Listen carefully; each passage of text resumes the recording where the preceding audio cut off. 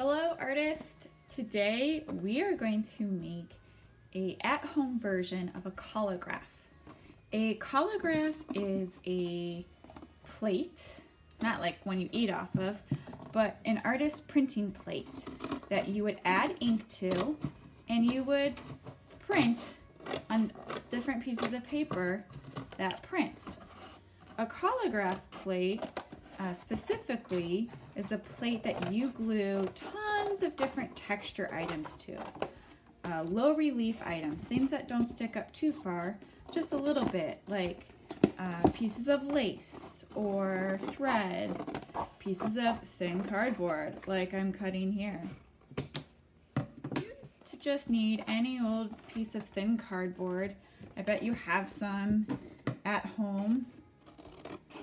All the food you've been eating, and it doesn't matter what is on the front of that piece of cardboard at all, because we're just going to be using this side.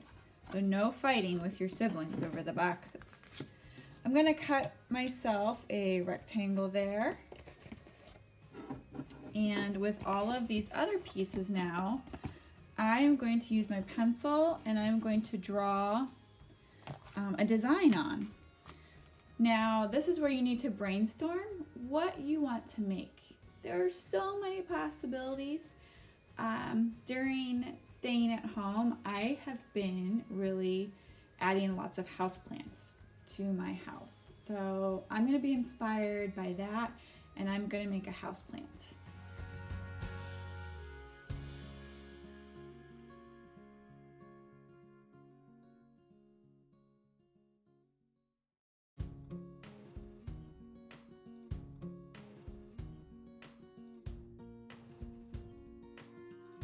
Alright, I have just a few more petals to cut out. Remember when you are cutting to have good scissor safety, I like to move my paper and always have my scissors pointing towards that ceiling instead of trying to wrestle my scissors all through my cardboard. I always have my scissors face the same direction, and then I move the paper.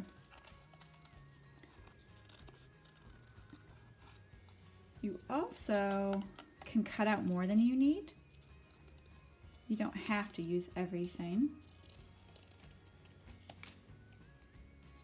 Here's my one little leaf so that I have options. There you go. If you are struggling with cutting or shapes, then I would encourage you to take your cardboard and cut out a ton of rectangles and squares. And I got this idea from another art teacher, and she had her students make a robot. So they cut all of these different shapes of squares and rectangles and put them all together to make a robot. And I thought that was a really good idea. You can make something inspired from playing outside, one of your favorite toys or activities. And one of my favorite activities lately has been taking care of my houseplants. And I have a ZC plant, I'll show you a picture of it later, that has been growing. It likes me being home, being able to water it, take care of it. So that's what I'm going to put together here. I'm going to use some glue. I'm going to glue this all down and wait for it to dry.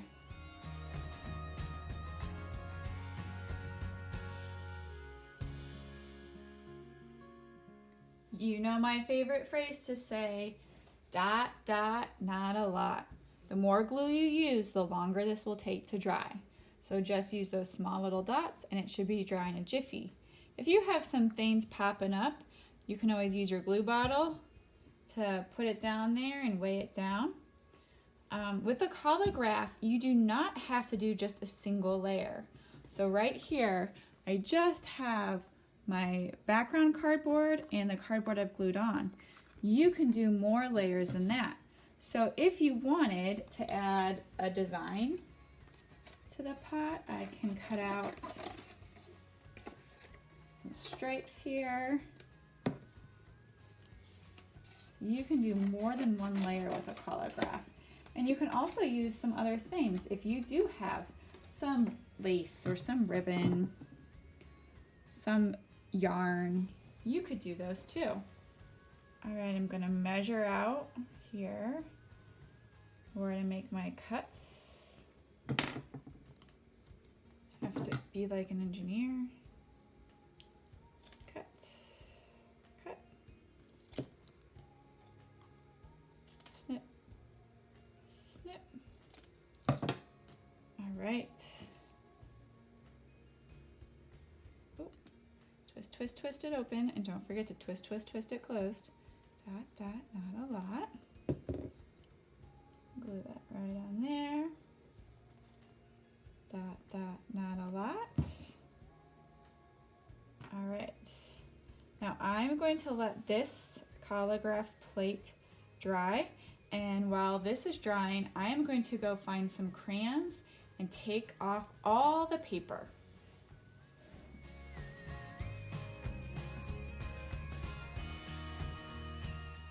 All right, my Collagraph is dry and I have crayons that are paperless. If you're struggling to get the paper off the crayon, just soak them in some warm water, some warm to hot water, and it'll slide right off. All right, so I'm gonna take my Collagraph and again, make sure it is completely dry, because as you're rubbing, it could break it if it is still wet. I'm gonna put it underneath my paper here. And you are going to use the side of the crayon. You're not going to use it like you normally do to draw. We're going to use the side. Hold the paper down tight. And the crayon is going to pick up all the texture of our cardboard. There is my ZZ plant coming through. All right, you can do one color. I'm actually gonna switch colors to do my pot down here.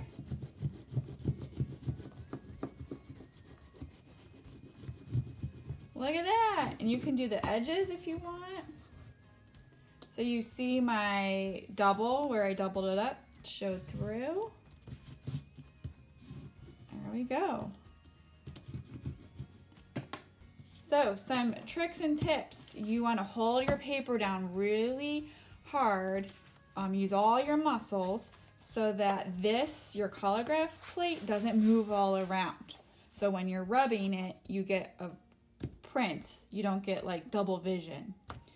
All right, it helps to stand up too, and use the side of the crayon. Don't use the crayon like this. Use the side of it and really, put some grit into it. You're gonna have to rub really hard. All right, I'm gonna make 2 more of these, and then we're gonna talk about some options we can do once we have all of our prints.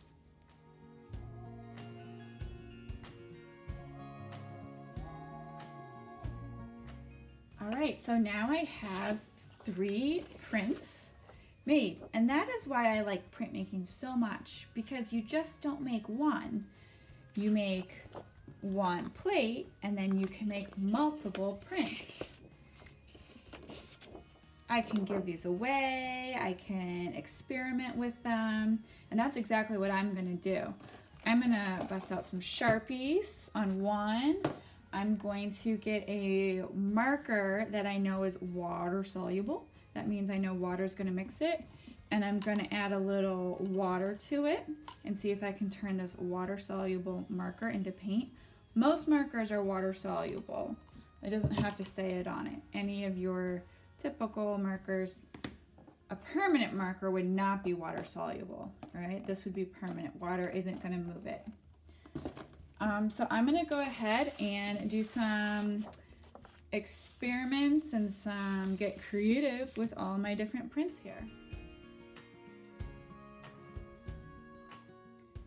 So you can see by putting down my marker and now adding water the water is activating that color in my marker and I can paint with it. And because I use crayons, the water and the crayons are resisting each other. So the paint's gonna go right over it. And I'm just gonna do my background here to make my background a little bit more interesting since it doesn't have any texture or anything going on. Felt kind of bad for it. So any marker that is like a washable marker, anything that's not permanent. All right, so I'm gonna keep going with this.